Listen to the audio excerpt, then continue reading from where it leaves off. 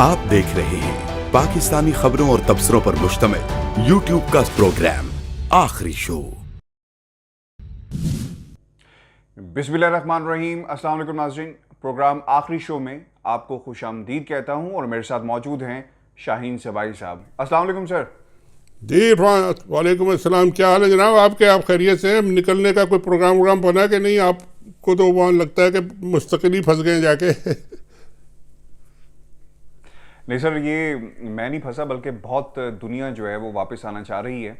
और अच्छा। इस वक्त जो एजेंट माफिया है वो बहुत सरगर्म है और अच्छा। वो टिकट जो 1 लाख रुपए की थी सर, इस वक्त 4 लाख तक पहुंच गई है। अल्लाह अकबर। ये तो लोग हमारे जो है ना फ़ायदा उठाते हैं नाजायज़। ज़रा सा भी गड़बड़ हो जाए तो रेट तो फ़ौरन बढ़ते हैं। मतलब है आप फंसे नहीं बल्कि फंसाए गए हैं। चले अल्लाह खैर करे, आप निकले वहाँ से सर जल्दी ज़रा। नहीं सर, इंशाल्लाह कोशिशें हो रही हैं कि कोई ना कोई हमें सीट मिल जाए और हम 9 तारीख से पहले लंदन चले जाएं। आजा। ये तो हेडलाइन सर इस वक्त है बैरून मुल्क जाने के हवाले से, लेकिन सर आज की जो सियासी हेडलाइंस है बड़ी इंपॉर्टेंट है। ANP सर अलहदा होगी पाकिस्तान डेमोक्रेटिक मूवमेंट से। बिलावल साहब ने जो शोकाज नोटिस दिया गया, कहा अपने तमाम लोगों को कि जारहाना जवाब जो है वो आप लोगों ने अब देना है। और फिर ANP ने राब्ते भी किए हैं पाकिस्तान पीपल्स पार्टी से। अब्दुल गफूर हैदरी साहब कहते हैं कि जनाब ये जग हंसाई हुई है ANP का और उसका अलहदा होना। तो अब क्या होगा सर? तकसीम, अपोजिशन भी ऐसी है, सेनेट के अंदर 2 अपोजिशंस मौजूद हैं और अब क्या हो रहा है कि PDM मुकम्मल तौर पे हमें ख़त्म होती नज़र आ रही है। एंड हैविंग सेड दैट, आप कैसे देखते हैं पाकिस्तान डेमोक्रेटिक मूवमेंट के इस इत्तेहाद को जो इस वक्त टूट चुका है? देखिए, हम तो शुरू से कह रहे थे कि ये इत्तेहाद जो है ना ये नाजायज़, अब नाजायज़ औलाद तो नहीं कहना चाहिए, नाजायज़ इत्तेहाद कहेंगे, क्योंकि इसका कोई बुनियाद नहीं थी ये। और ये था ही गलत। इसकी बुनियादें ही गलत थी। कोई एक टेढ़ी ईंट थी, कोई गोल ईंट थी, कोई कुछ था, कोई कुछ था। उस पर ये बिल्डिंग खड़ी रह नहीं सकती थी। और शुरू से हम लोग ने, जब भी आप पुराने जितना भी निकाल लें, हमें से यही कहा है कि ये थोड़े दिन के लिए मीडिया खेल रहे हैं। मोहतरमा जो थी वो बेनज़ीर बनने के चक्कर में उन्होंने बहुत जलसे भी किए, जुलूस भी किए और नारे भी लगाए। एक निहत्ती लड़की को पता नहीं क्या कर दिया और डरते हैं सारे, पता नहीं दुकानों वाले या बंदूकों वाले। और मगर बंदूकों वाले आखिर में उसका नतीजा यही निकलना था, क्योंकि जब बच्चों के हाथ में आप गोली वोली या पिस्तौल या कोई वेपन दे दें तो वो फिर पहला शिकार खुद ही होते हैं।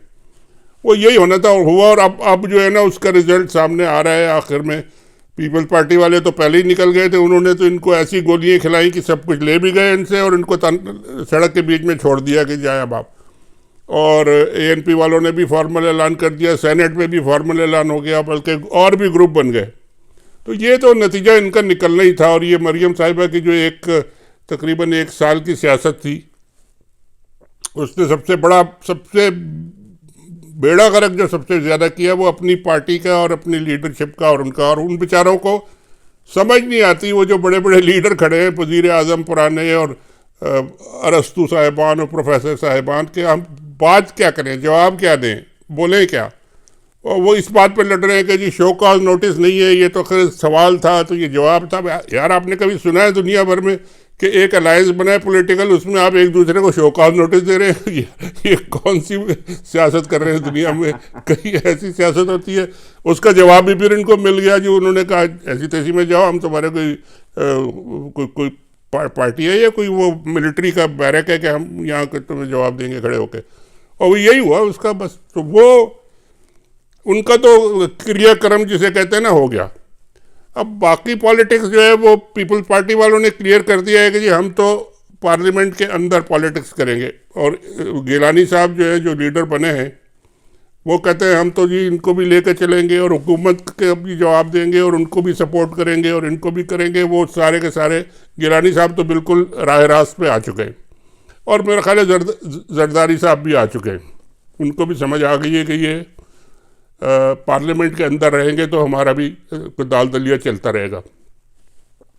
बाकी अब असल में अब जो मसला खड़ा हुआ है और जो रिस्पॉन्सिबिलिटी जो आई है, जो सारा का सारा बोझ जो आया है, वो आया है इमरान खान पे और गवर्नमेंट पे, कि ये सारा तो हो गया फिजल आउट। जो चैलेंज उनको था, सड़कों पे चैलेंज था, जो पार्लियामेंट में चैलेंज था, ये सब तो उनको वो जीत गए और ये सब हार गए। लेकिन अब उन्होंने करना है असली काम, जो डिलीवर करना है, जो लोगों को उन्होंने रिलीफ देनी है। महंगाई के मसले हैं, बजट के मसले हैं, लोगों के ये जो सट्टा बाजारी हो रही है इसके मसले हैं, अपनी पार्टी के अंदर मसले हैं, जहांगीर तरीन साहब के मसले हैं, उनको भी लपेट लिया गया है, पता नहीं एक जिस तरह से भी है। तो ये असली इश्यूज हैं इमरान खान साहब के पास, इनको एड्रेस करना है और इनके लिए टाइम थोड़ा है, ज़्यादा नहीं है, 5-6 महीने हैं। 5-6 महीने में अगर इन्होंने कर लिया तो इनका बहुत फ़ायदा हो जाएगा, वरना फिर बड़ी मुश्किल होगी।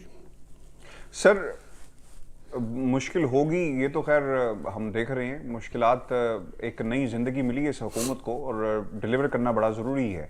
पहले भी करना ज़रूरी था लेकिन अब बहुत ज़्यादा ज़रूरी हो गया इनके अपने सर्वाइवल के लिए। सर, हैविंग सेड दैट, आपने लफ्ज़ इस्तेमाल किया कि इनका भी दाल दलिया चलेगा, उन्होंने पार्लियामानी सियासत को तरजीह दे रहे हैं कि अंदर हम लड़ेंगे। आपको लगता नहीं है कि ये ऐसा बज़ाहिर नहीं है, हार्डलाइनर्स नहीं हैं, वो चाहते हैं कि जमहूरियत का हुस्न यही है कि ऐवानों के अंदर जो है वो लड़ाई की जाए? कहीं आपको ऐसा लगता है कि ये जमहूरियत की आड़ में मुकमुका की सियासत पे बिलीव करते हैं कि इसे भी मना कर रखें, उसे भी मना लें? क्योंकि सर हुआ यही है, जरदारी साहब के केसेस, उनकी ज़मानत और बाकी जो इनके पार्टी के लोग थे उन केसेस का बना क्या? तो ये मुकमुका की सियासत है, कुछ लोगों की सियासत है जिसे वो जमहूरियत का नाम दे रहे हैं। देखिए, जरदारी साहब की सियासत तो हमेशा से यही रही है ना। वो तो कहते हैं मुझे जेल में डाल दो, उन्हें कोई फ़र्क नहीं पड़ता। जेल में वो जाते हैं, जाके अस्पताल में लेट जाते हैं, वहाँ पे भी सारा उनका काम उसी तरह चलता है जैसा घर में चलता है। वही टीवी, वही उनके दोस्त, आना जाना, अस्पताल भी उनका घर है और घर भी घर है और जेल भी घर है। वो तो ये मसला जो क्रिएट किया, इतनी हार्ड लाइन लेके नून लीग वालों ने, नवाज शरीफ साहब ने तो अपने आप को मरवा लिया जब वो तकरीरें कर करके, और उनकी बेटी साहिबा ने आज आ रहा है, आज हो रहा है, पार हो रहा है, ये हो रहा है, हम मर गए, हमने तोड़ दिया, फोड़ दिया, हम ऐसी तैसी कर देंगे। इनको मौका मिल गया पीपल्स पार्टी वालों को कि जी देखें ये लोग जो है ना, ये किस तरह की पॉलिटिक्स कर रहे हैं और हम बड़े शरीफ लोग हैं, हम आपके साथ चलने को तैयार हैं, हमारे साथ आप आम लोग मुकमुका कर लें या हाथ होला रख लें तो हम चलेंगे। और यही हुआ कि वो लोग चलने को तैयार है, वो पार्लियामेंट में भी आ गए, वो सारी सीटें वीटें भी जीत गए और वहाँ खड़े होकर वो बात भी कर रहे हैं और अपोजिशन भी है और एक तरह से उनको फ़ायदा भी हो गया। ये लोग बेचारे मारे गए। अब इसका नुकसान किसको होगा, नहीं होगा? नुकसान तो हो गया नून लीग का। वो मैडम तो कहते हैं कि जी जाने के चक्कर में, भागने के चक्कर में, पता नहीं उनको भागने देगा कोई नहीं देगा। हो सकता है कि कोई अदालत उनको भाग जाने दे, चली भी जाए। लेकिन ये कि उनकी सियासत का तो जरदारी साहब ने जितना फ़ायदा उठाया है, मेरा ख्याल है और किसी पार्टी ने नहीं उठाया। मौलाना साहब तो बीच में से वो गायब ही हो गए, जैसे वो मक्खी निकाल के कोई बाहर फेंक देता है तो वो तो नज़र ही नहीं आ रहे कि कहाँ गए। मौलाना साहब भी रह गए और बाकी जो छोटी मोटी पार्टियाँ तो थी, 1-2 आदमी की पार्टी है, वो भी गई, गायब हो गई। पीपल्स पार्टी अब पॉलिटिक्स करेगी, पार्लियामेंट के अंदर करेगी और वो भी क्या करेगी, लेकिन असली जो बात है वो इमरान खान साहब ने करनी है, वो अब डिलीवर करें तो आगे चलेगा इनके लिए काम।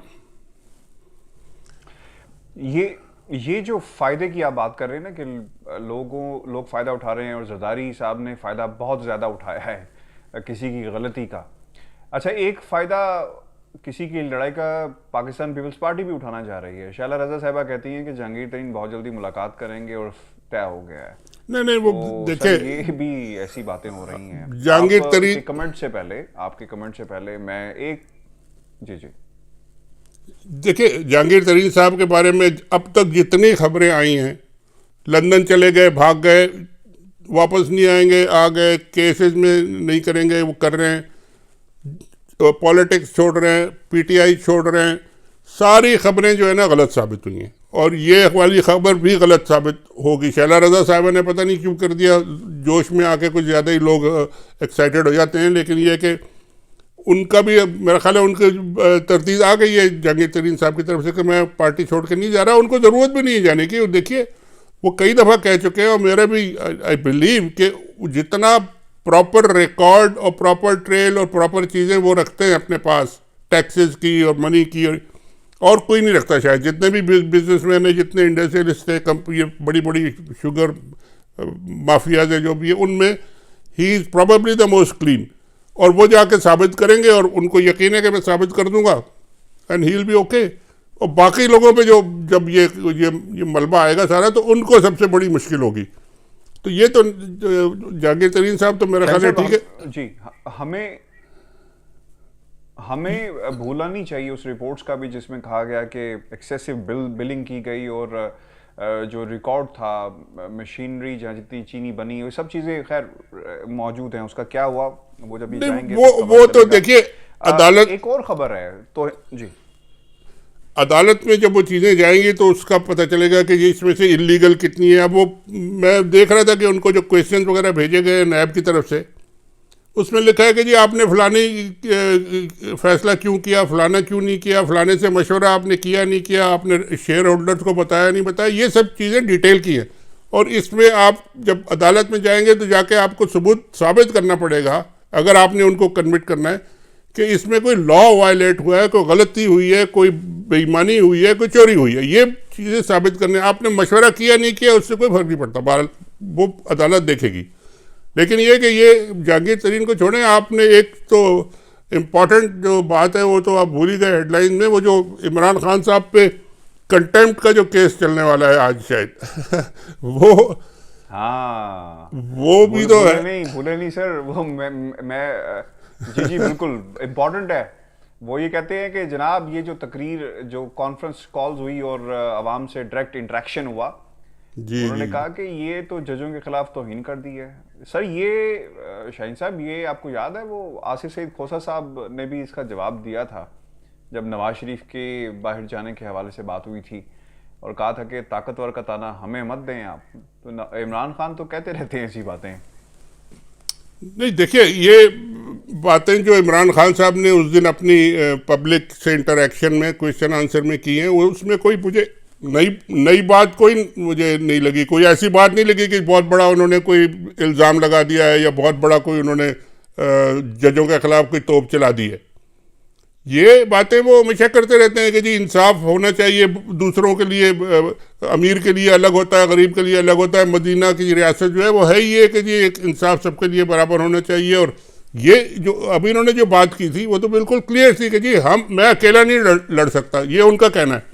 करप्शन के खिलाफ इमरान खान अकेला कुछ नहीं कर सकता जब तक पूरा माशरा, अदलिया और बाकी इंस्टीट्यूशन सब मिलके जहाद ना करें।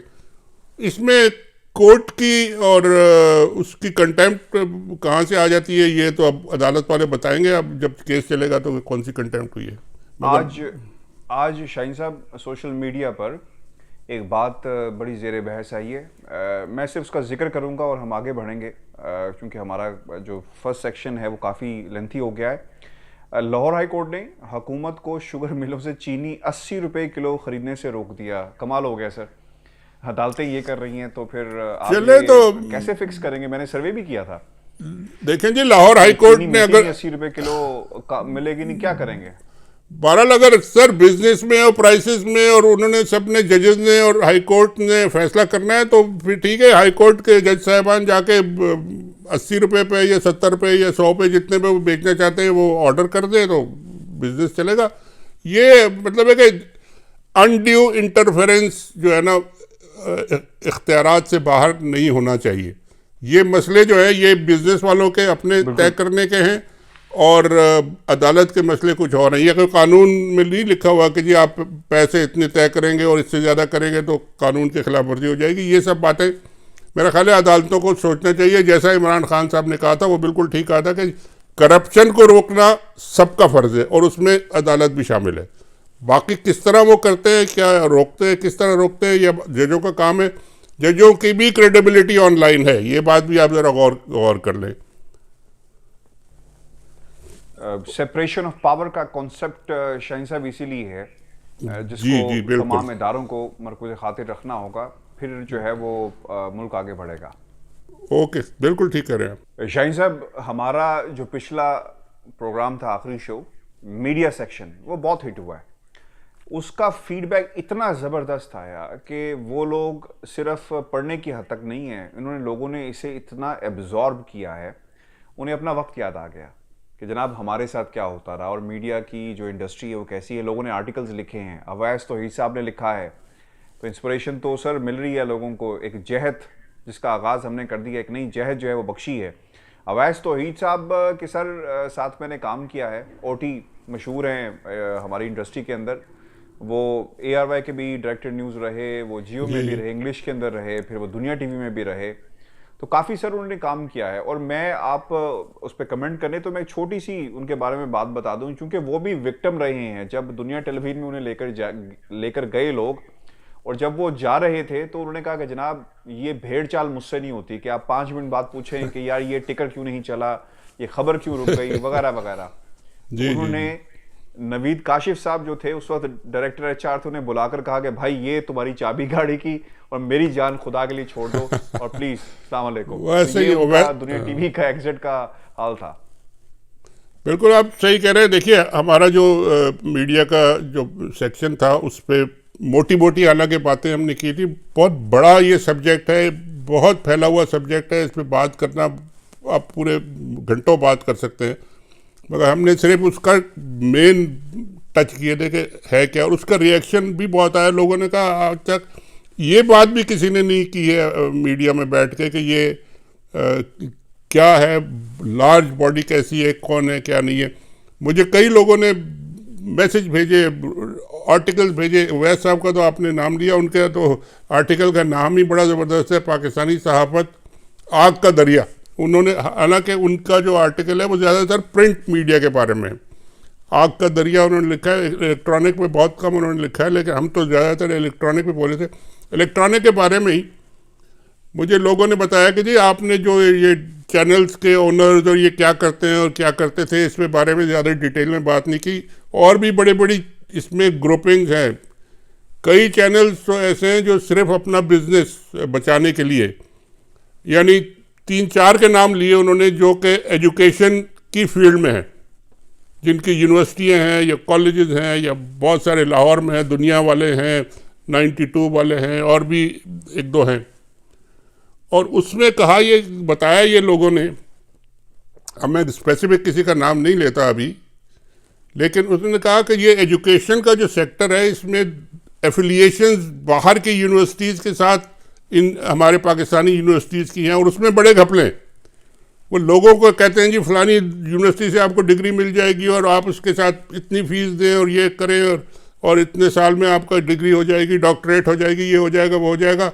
और उसके बाद पता चलता है जब वो सब कुछ हो जाता है कि जी वो डिग्री तो कोई रिकग्नाइज ही नहीं करता दुनिया में। और इस तरह के बहुत सारे चक्कर हैं। इन सब को कवर करने के लिए बहुत सारे मीडिया के चैनल्स हैं कि ये बातें कोई मीडिया में बोलता ही नहीं है, इस पर कोई बात ही नहीं करता। जैसा कि रियाज मलिक साहब की जो कंस्ट्रक्शन है उस पर कोई नहीं बात करता, उस पर भी लोगों ने बताया कि जी आपने तो 1-2 के नाम लिए। रियाज मलिक साहब के कम से कम 10 चैनल्स में साइलेंट पार्टनरशिप ओनरशिप है, और वो हर चैनल में कुछ ना कुछ पैसे डाल के और वो कह देते हैं कि जी अब मेरा नाम ना दो, बाकी ये कि बस मेरा नाम ना लो। और आपकी बात को मैं थोड़ा सा अगर इजाज़त तो बढ़ाऊं, दुनिया टेलीविजन में शाहीन साहब मैं जब था तो मलिक रियाज साहब, आपको याद है, एक शिप में कुछ लोग फंस गए थे, तो उनका बीपर होना था। उन्होंने कहा कि इन लोगों को हम पाकिस्तान वापस लेकर आएंगे, तो इस किस्म के वो काम करते थे। कहीं पर कोई उन्होंने खैरात करनी है या तो उस पर एक बीपर अरेंज होता था, ड्यूटी लगती थी प्रोड्यूसर की कि तुमने जाके नंबर मिलाना है, फिर उनको बताना है फलां बंदे से बात करोगे वो तुम्हें लाइन पे ले आएंगे। तो वो फिर हमारे एक स्लैंग न्यूज़ रूम में चलता था, भाईजान बीपर करवा लो तो बड़ी जिम्मेदारी नाल करवाना, ताड़ी तनख्वाह ओथों आंदी है। हाँ, ये बात है तो अंदर तो खैर चलती है ना जी, बिल्कुल। मगर सीरियस बात ये है कि देखिए मीडिया पे डिस्कशन होना चाहिए।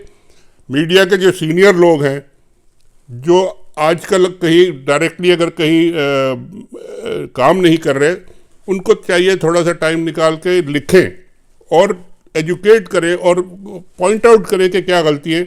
मैंने तो ये काम सर 1992 से शुरू किया था, हालांकि उस वक्त आई वाज वेरी यंग। मैं इस्लामाबाद अभी गया था, 1-2 साल ही वो मुझे हुए थे। तो मैंने इस्लामाबाद की मीडिया पे और इस्लामाबाद की जर्नलिज्म पे मैंने एक आर्टिकल डॉन में लिख मारा।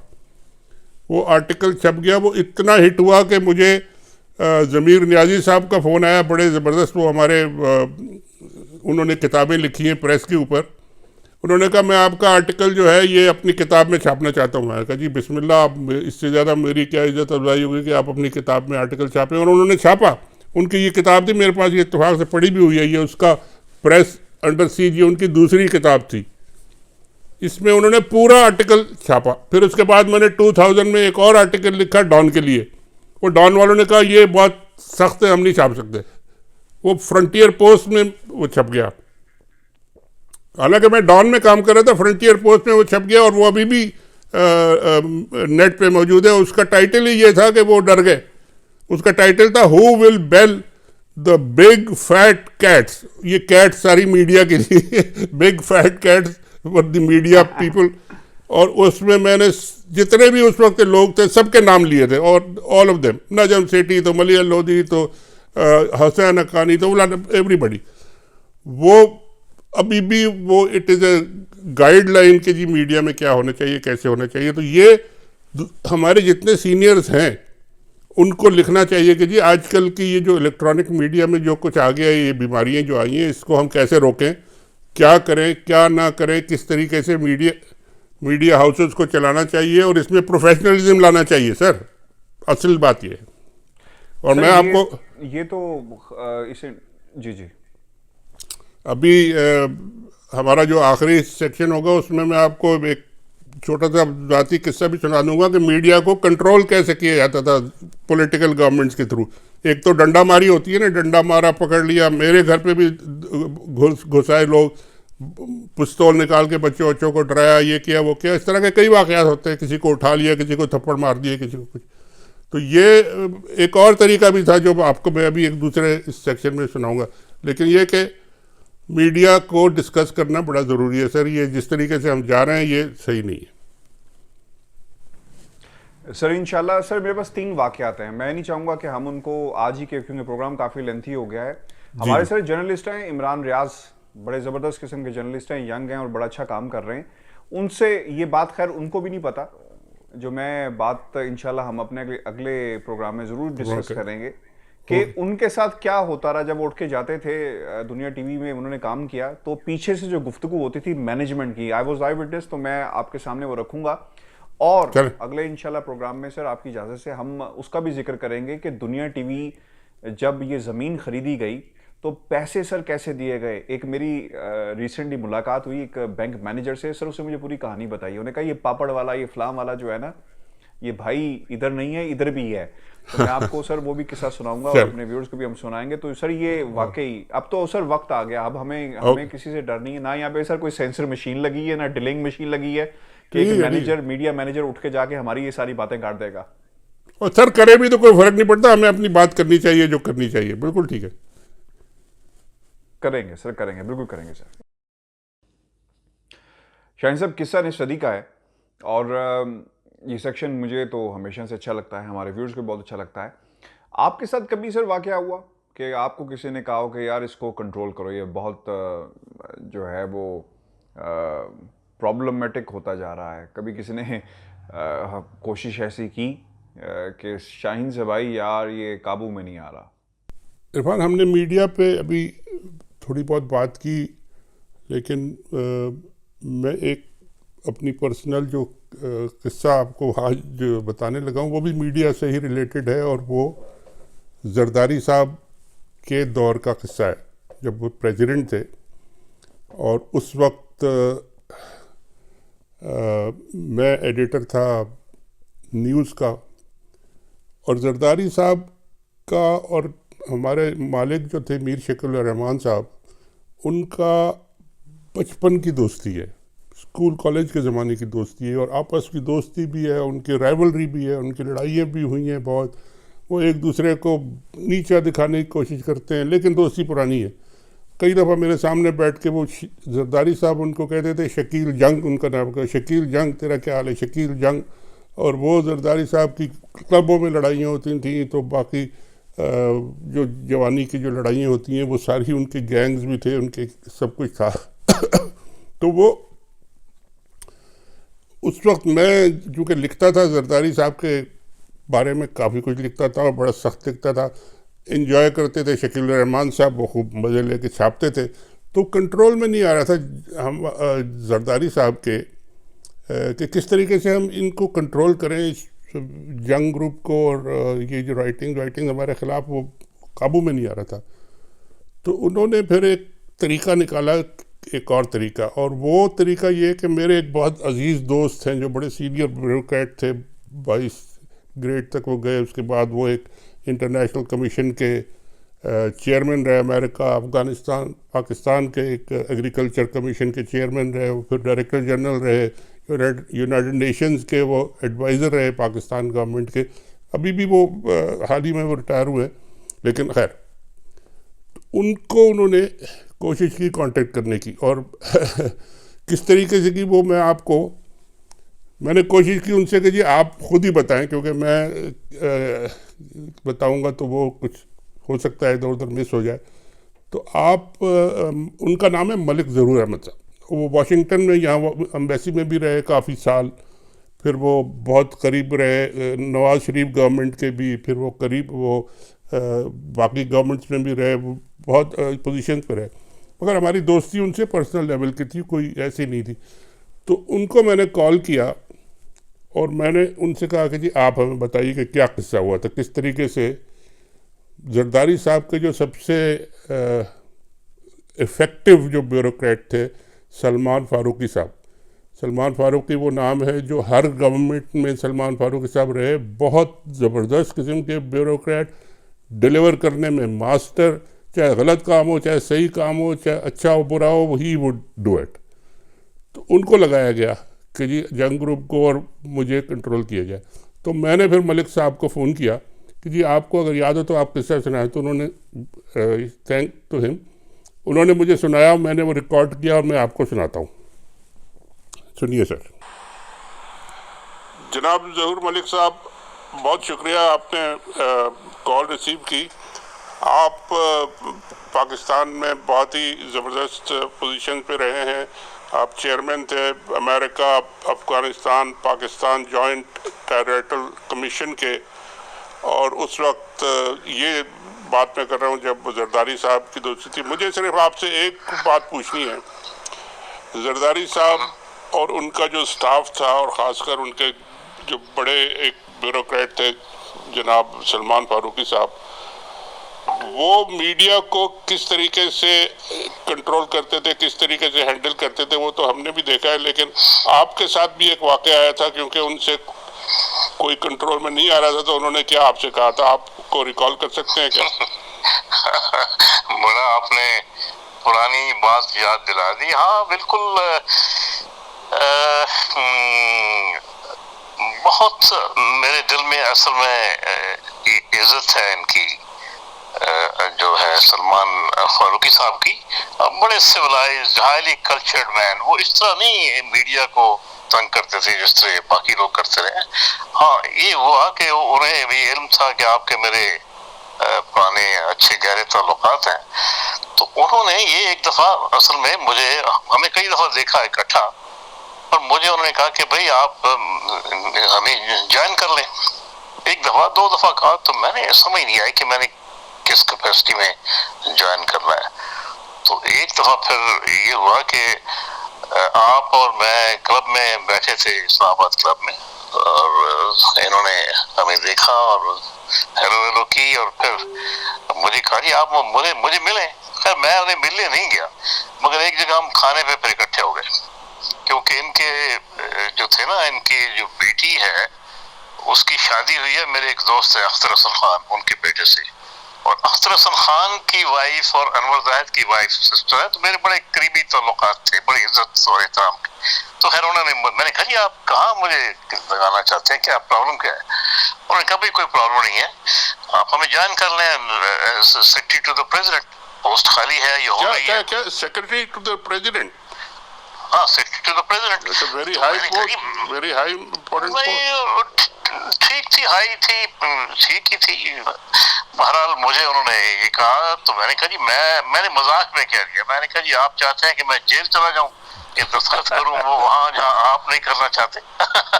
तो हंसे। तो उन्होंने कहा नहीं ऐसा कोई मसला नहीं है, एक सिंपल सी बात है। तो मैंने कहा जी क्या है सिंपल बात? तो उन्होंने कहा सिंपल ये है कि आपके बड़े करीबी दोस्त हैं ना शाहीन सबाई साहब। मैंने कहा जी बिल्कुल बड़े करीबी दोस्त, बस you have to deliver him. Deliver मैंने कहा डिलीवर का क्या मतलब? बोरी में बंद करके। सो उन्होंने कहा जी you have just to deliver him. मैंने कहा डिलीवर किस तरह करूंगा? उन्होंने कहा नहीं वो जरदारी साहब का ख्याल है कि शाहीन सबाई जो है ना उसको प्यार मोहब्बत से लाया जा सकता है और धमकाने से बात नहीं बनेगी। तो मलिक ज़हूर साहब उनके बड़े दोस्त हैं और शाहीन सबाई लिहाज शर्म करेंगे उनकी और कुछ ना कुछ बात है। मैंने कहा जी बात ये है कि मैं ये वादा ऐसा नहीं कर सकता जो मैं पूरा ना कर सकूं। और शाहीन सबाई को मैं जानता हूँ, वो ऐसा आदमी नहीं है कि वो मेरे कहने पे उनको बात इस तरह मान लेगा अगर गलत बात होगी। हाँ, मैंने कहा आप अपनी गवर्नेंस ठीक कर लेंगे तो शाहीन सबाई खुद डिलीवर हो जाएगा। जी जनाब, तो ये मलिक साहब ने खुद ही हमें बता दिया। उस ज़माने में कुछ इस तरह के तरीके इस्तेमाल होते थे मीडिया को कंट्रोल करने के लिए। आजकल तो बड़े क्रूड तरीके इस्तेमाल होते हैं, सीधा सीधा माल खिलाओ, अपने ग्रुप में बिठा लो, कुछ लोगों को स्माइल्स दे दो, कुछ प्लॉट दे दो, कुछ और कुछ फेवर दे दो, कोई नौकरी पे लगा दो किसी को, और लोग एक्सेप्ट कर लेते हैं। अपना कैरियर भी ख़राब करते हैं, अपना नाम भी ख़राब करते हैं, जर्नलिज्म का प्रोफेशन का नाम भी ख़राब करते हैं। और ऐसे लोगों को चाहिए कि रिकंसिडर करें। यंग लोगों को चाहिए कि इन लोगों की तरफ बिल्कुल ना देखें जो प्रोफेशन को और कैरियर और जर्नलिज्म को बदनाम करते हैं। व्यूअर्स, ये हमारा आज का प्रोग्राम था। अपने कमेंट्स में ज़रूर भेजिएगा। मुझे और शाहीन सबाई साहब को इजाज़त दीजिए। अल्लाह ने के बाद।